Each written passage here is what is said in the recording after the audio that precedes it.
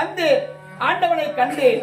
இருந்தாலும் இந்த நேரத்திலே என்னை தேடி 2 பெண்கள் ஓடி வருகிறார்கள். யார் இந்த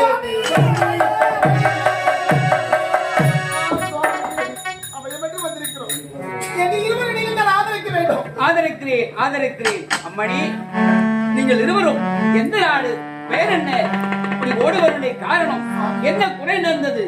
நாங்கள் இருவரும் மணிபுரி நாட்டை சேர்ந்தவர்கள். ஓ, என்னுடைய பேர் சுகுணா, என்னுடைய பேர் கனிமொழி. கனிமொழி, சுகுணா. உங்கள் இருவருக்கும் என்ன குறை? குறை நேர்ந்து விட்டது. குறை அப்படியா?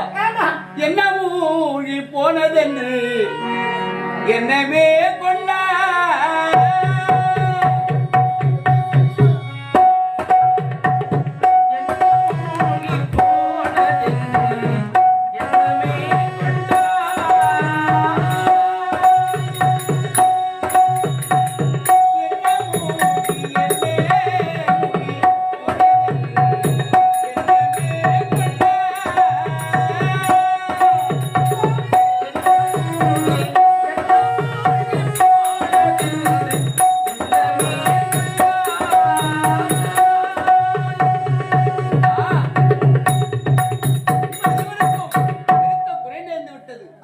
என்னவென்று உரைத்தால் அதற்கு வேண்டிய உபயத்தை நானே உரைக்கிறேன். சுவாமி, ஒரு பெண்ணா அப்படியே வாழ்க்கை எது நடக்க கூடாது அது நடந்துவிட்டது சுவாமி, நடந்துவிட்டது. நடந்தது மேடையில் மாலையை மாற்றி மகளை கண்ணியில் ஆசை மகளை அன்பு தெய்வ கணவர் இறைவன் பிறகு எங்குதா சென்றார் என்று தெரியவில்லை. இது என்ன அதிசயம்? இது என்ன அதிசயம்? அதிசயமா? காணவில்லையா? காணவில்லை. கணவனை காணவில்லை. இல்லை. எங்கு சென்றிருப்பார்? தெரியவில்லையே. என்ன மர்மம்? என்ன மாயை இது? ஞானத்தால் கண்டுபிடிக்கிறேன். கண்டுபிடிங்க. சம்போ மகாதேவா, சம்போ மகாதேவா. ஓம் நமச்சிவாய நமக. ஓம் நமச்சிவாய. அம்மணி, இறைவா, உன்னுடைய கணவன் இருக்கிறான். எங்கே இருக்கிறான்? எங்கே இருக்கிறான்? ஆவி உலகத்திலே. சாமி,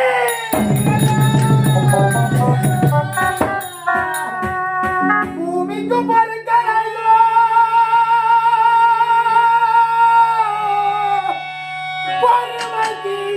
இல்லையோ இந்த சாமிக்கோ கட்டிலையோ இருக்குமா? ஆவியை வாழ்வியை கேளையோ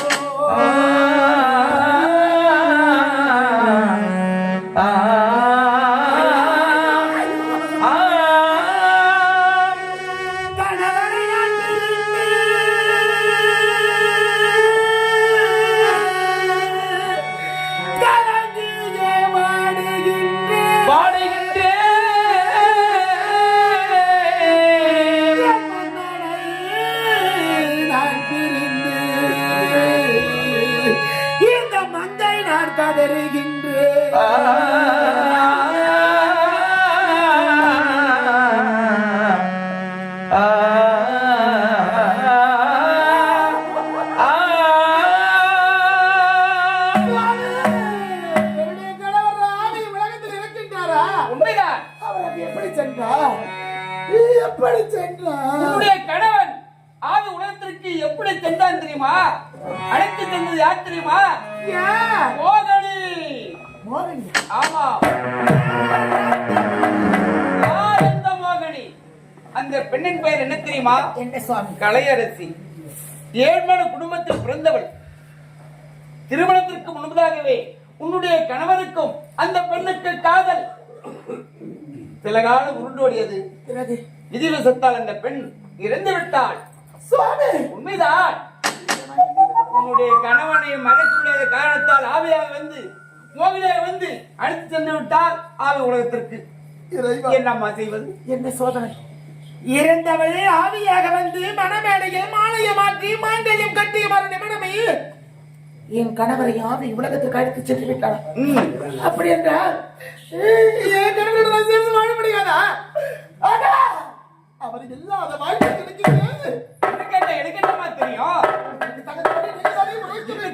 உரைத்து விட்டு நான் வருகிறேன். சம்போ மகாதேவா.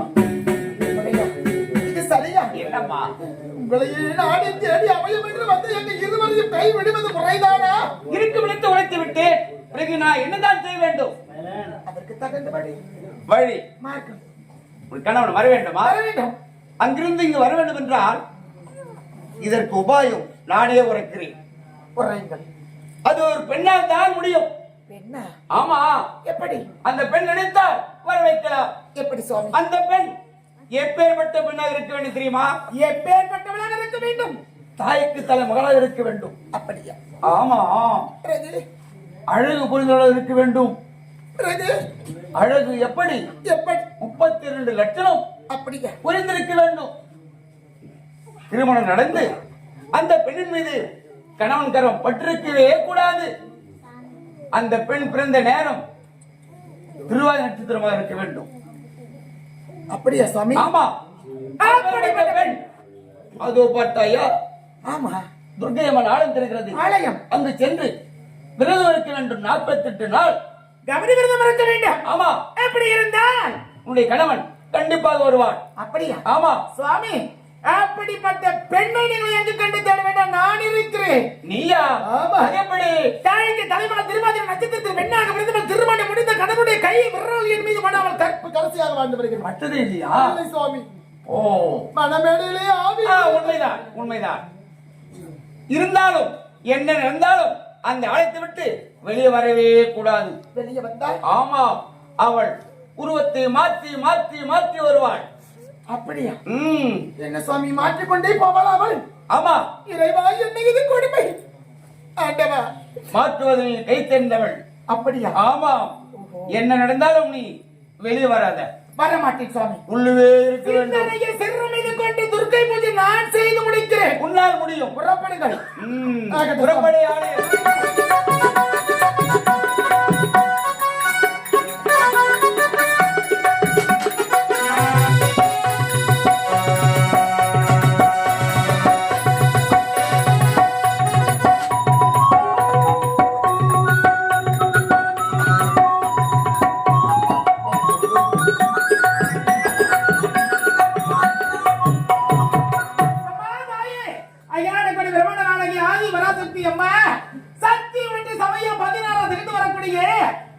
காமாட்சி, மதுரை மீனாட்சி, காந்திரி, விசாலாட்சி, நீப்ப துறையாள, நீதியுள்ள சென்னம்மா, புத்தாவளத்தவளை, பூங்காவளத்தாளை, முத்துமாரி, முத்துமாரி, ரேணுக, பரமேஸ்வரியம்மா தாயி, சேனப்பட்டி எல்லம்மா, அக்கூறு, ரேணுகம்மா, ஆரணி, இளையத்தம்மா தாயி, அம்மா நமது மட்டவேட்டு கிராமத்தில் அமர்ந்தக்கூடிய கிராம தேவதை அம்மா தனபாலையாவுடைய குடும்பத்தில் குல தெய்வமாக இருக்கக்கூடியவளே அம்மா தாயே, ஓம் சக்தி ஆதிபரா சக்தி அம்மா தாயி, நான் வணக்கம் துர்க்கை அம்மா.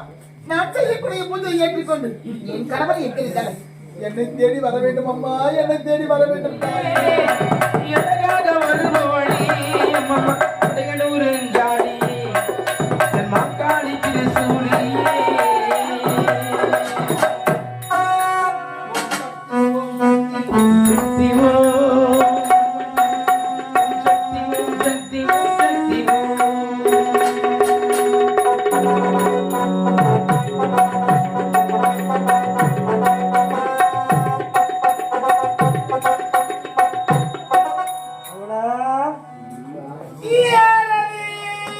உன் தோழி வந்திருக்கிறேன்.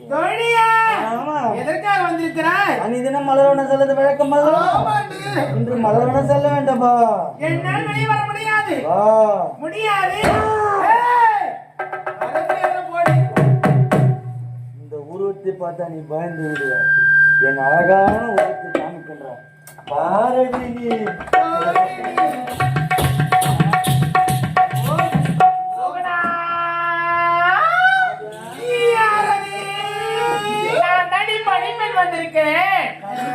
ஆமாண்டி, எதற்காக வந்திருக்கிறேன்? உனக்கு விஷயமே தெரியாதா? தெரியாது. அன்னைக்கு உடல்நல சரியில்லை. அண்ணா, மலரை தங்கைக்கு திருமணம் செய்த அழகு உங்களுக்காக உடல்நிலை சரியில்லை. என்ன நடந்தது? அவர் எப்படி இருக்கின்றார்? என் அண்ணன் எப்படிதான் இருக்கின்றார்? அண்ணனா ரொம்ப கண்டிஷனா சீரியஸா இருக்கிறாரா?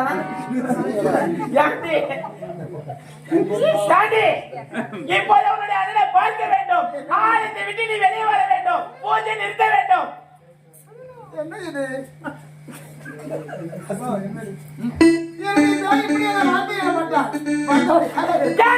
ஆலயத்தை விட்டு வெளியே வர முடியுமா? முடியாதா?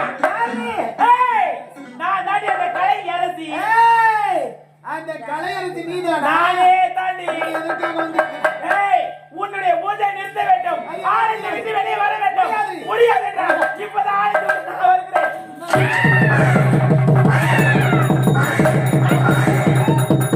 என்ன இது?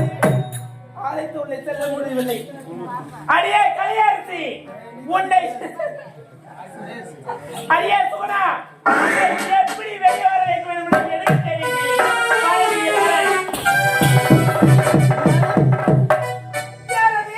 நான் தான் தொட்டுத்தாலி கட்டிய கணவன் வந்திருக்கிறேன். என்னுடைய கணவரா? உண்மை. நான் காண்பது கனவா நினைவா? நீ காண்பது கனவல்ல, நினைவுதான் சுகுணா. நினைவா? ஆமா. அம்மா தாய் அகிலாண்ட கோடி பிரம்மாண்டமான ஆதிமலர் அம்மா, நீ கற்றவர்களுக்கு தெய்வம்தான் துணை என்று உழைப்பார்களே தாயே. அம்மா அம்மா தாயே, நான் வணங்க துர்க்கை அம்மா. நான் செய்யக்கூடிய பூஜை அத்தனை ஏற்றுக்கொண்டு என் கணவனை என்னிடத்தில் சேர்த்து வைத்து விட்டாயே. சுகுணா, அது போதுமடி. வா. வருகிறேன். ஆலயத்திற்கு வருகிறேன். வெளியே வா.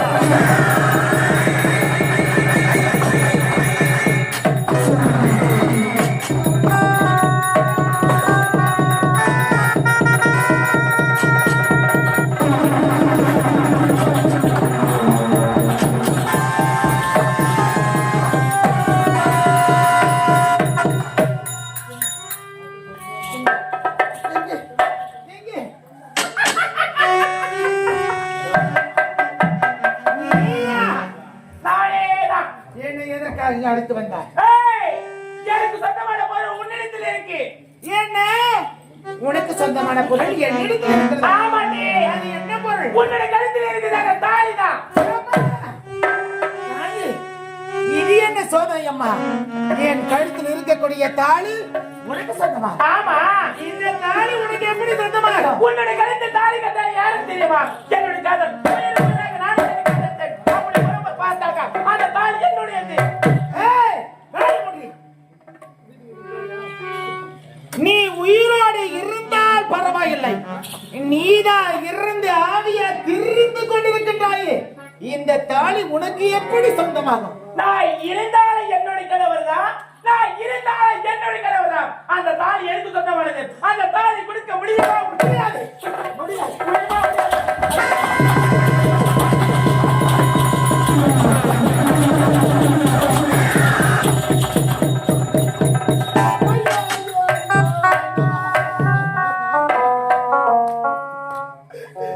இறைவா, அப்படி மிதித்து அறுபதி பார்த்து ஊரடி உலகப்படி அக்கினி சாட்சியாக அனைவருக்கு முன்பதாக மணமேடையில் மாலையை மாற்றி மாங்கலத்து கட்டி என் ஆசை மணால் உயிரோடு இருக்கின்ற பொழுது அவர் கட்டிய தாலி அறுக்க வெடுபட்டு துணியா துடிக்கின்றாலே கொடுக்க முடியாது. முடியாது. முடியாது. முடியாதா? முடியாதா?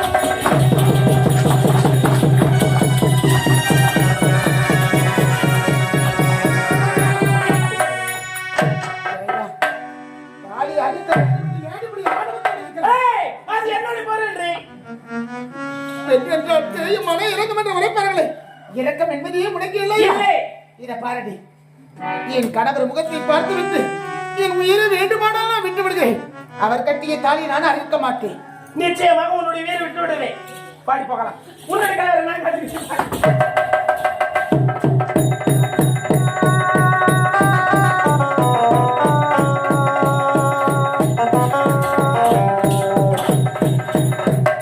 அடியே சுகுணா, உன்னுடைய கணவர் உன்னிடத்தில் காட்டிவிட்டால் உன்னுடைய உயிரை விட்டு விடுவாய்.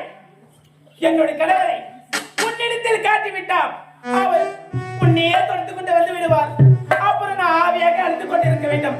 என்னுடைய கணவரை யாருக்காக நான் விட்டு கொடுக்க மாட்டேன். இப்போது நீ வர வேண்டும்.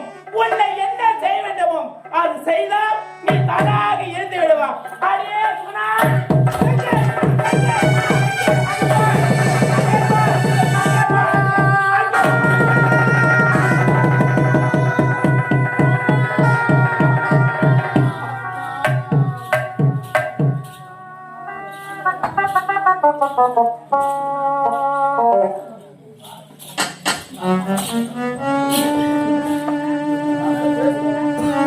அடியே சுகுணா, இப்போதே இரு பாடுகளை நீ இழுத்து விட்டான். இப்போதே வீதி வீதியாக தெரு தெருவாக நாடு நாடாக சென்று பிச்சை எடுக்க வேண்டும். உனக்கு கொடுத்தே தரும். கொடுத்தே தரும்.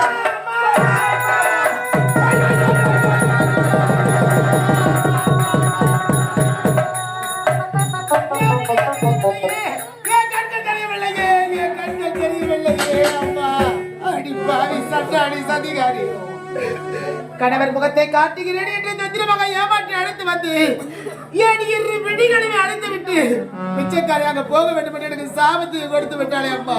தாயே, தாயார் வயிறறிய வாழ மகளை ஒரு காலம் என்று உரைப்பார்களே அம்மா. என பெற்றவளே, எந்த நேரத்தில் என் தாயுடைய வயிற்றில் கருத்தரித்தேனோ, எந்த நேரத்திலிருந்து இந்த மண்ணில் நான் பெண்ணா பிறந்தேனோ அம்மா, என்னை முந்தைய தவம் இருந்து 300 நாள் சுமந்து தொந்திய வடுதலையை தொடர்ந்து தான சங்க என்னை 10 மாதம் சுமந்து அந்த எமனோடு போராடி பெற்றெடுத்த அம்மா, நீ உயிரோடு இருந்திருந்தா அழ வேண்டாம் மகளை என்று ஆறுதல் உணர்த்தி என ஆதரிப்பார்களே அம்மா. இந்த பாவிக மகளா நடிச்ச ஆதரிகள் ஐயா.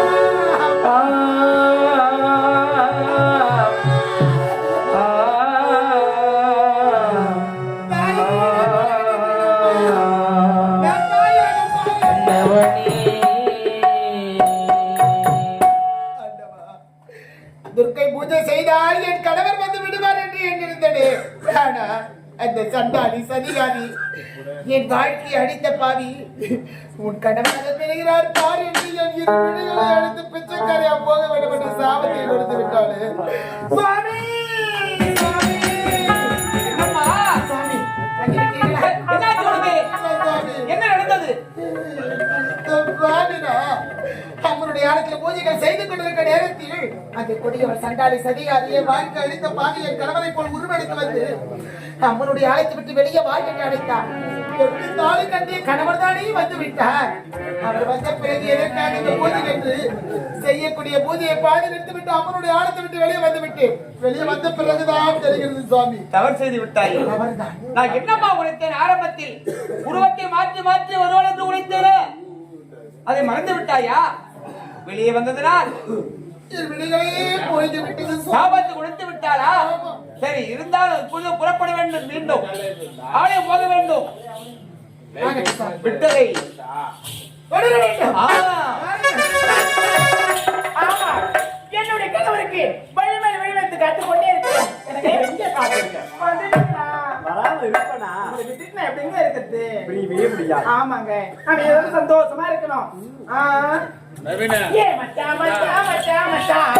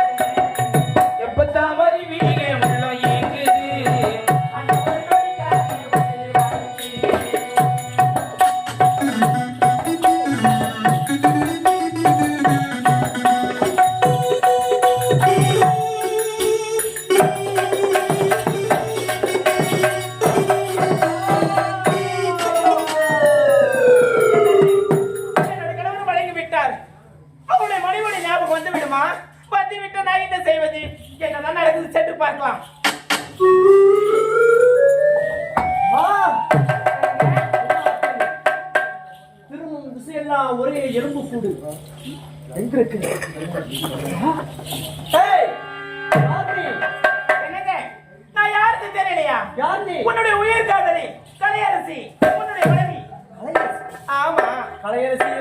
காதலை இல்லை என்று மறைக்க முடியாது. அவள் எப்போதோ இறந்து விட்டாள். நீ கலையரசி ஆவியாக வந்திருக்கிறேன். ஆவியாக? ஆமாங்க. அப்படியானால் நான் தாரிக்கிட்ட மனைவி சுகுநாயங்கி. எனக்கு உன்னுடைய மனைவி இப்போது பூலோகத்தில் இல்லை. எனக்கு உன்னுடைய மனைவியுடைய இரு பாறுகளை அழைத்து விட்டேன். வீதி வீதியாக பிச்சை எடுத்துக் கொண்டிருக்கிறார்.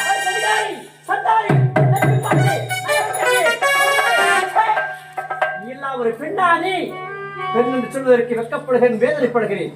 உன்னை காதலித்தேன் என்பதற்கு நான் கூன் குறுகி போகிறேன். இப்போது என் மனைவி பார்க்கிறேன். என்ன இப்போது உனக்கு என்ன வேண்டாம்? உன்னுடைய மனைவிதான் வேண்டும். நீ ஒரு ஆவி, உன்னோடு எப்படி வாழ்க்கை நடத்த? என்னால உன்னால வாழ முடியாது. தவித்துக் கொண்டிருக்கிறாங்க. அப்படி என்றால் எனக்கு கிடைக்காத நீங்க இனிமேல் நீங்க யாருக்கும் கிடைக்க கூடாது. இப்போதே கூன் குறுகி குஸ்து பிடிக்க வேண்டும்.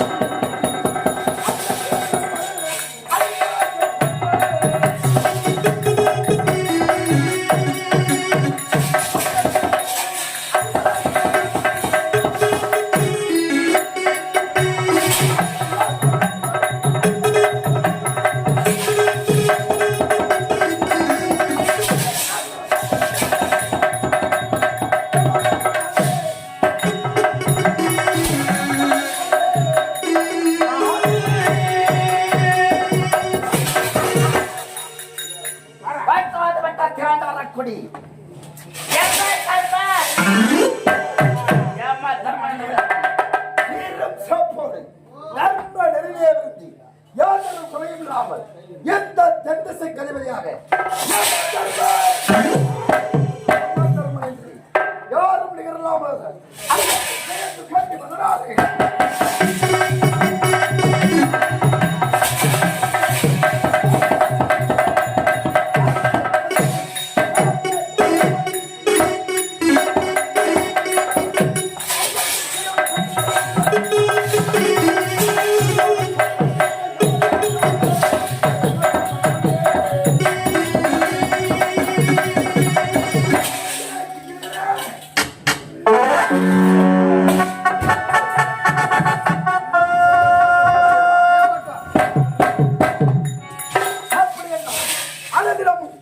எந்த தென்திசையை அமர்ந்து தர்மநெறி தவறாமல் அனைத்து உயிர்களும் கவர்ந்து வர வேண்டும் என்று அனுப்பி வைத்திருக்கிறேன்.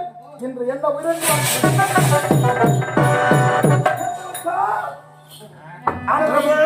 வரக்கூடிய என்ன செய்து கொண்டிருக்கார்?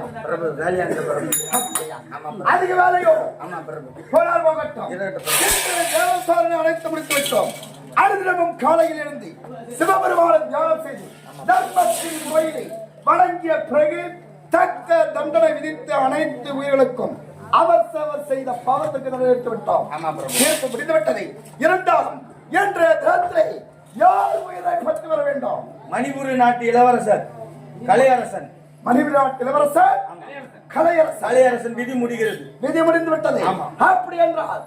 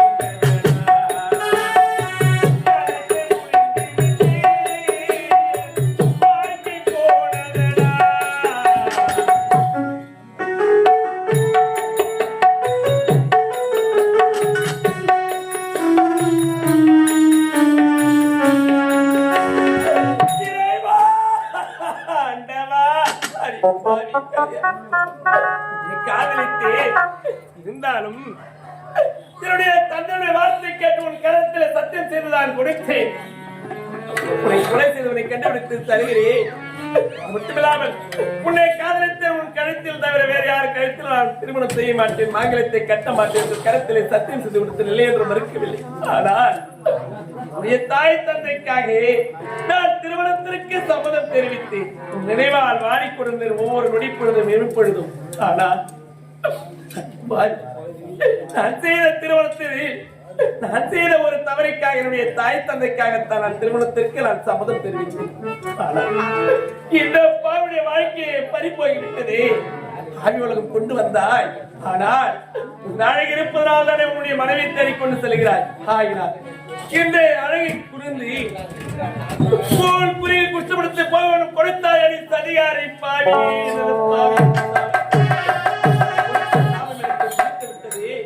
என்னால் ஒன்றுமே முடியவில்லை. என்ன செய்வது? அதோ சென்றாவது எங்கேயாவது சென்றாவது இந்த பாவுடைய பசியை போக்கிக் கொள்வோம். அம்மா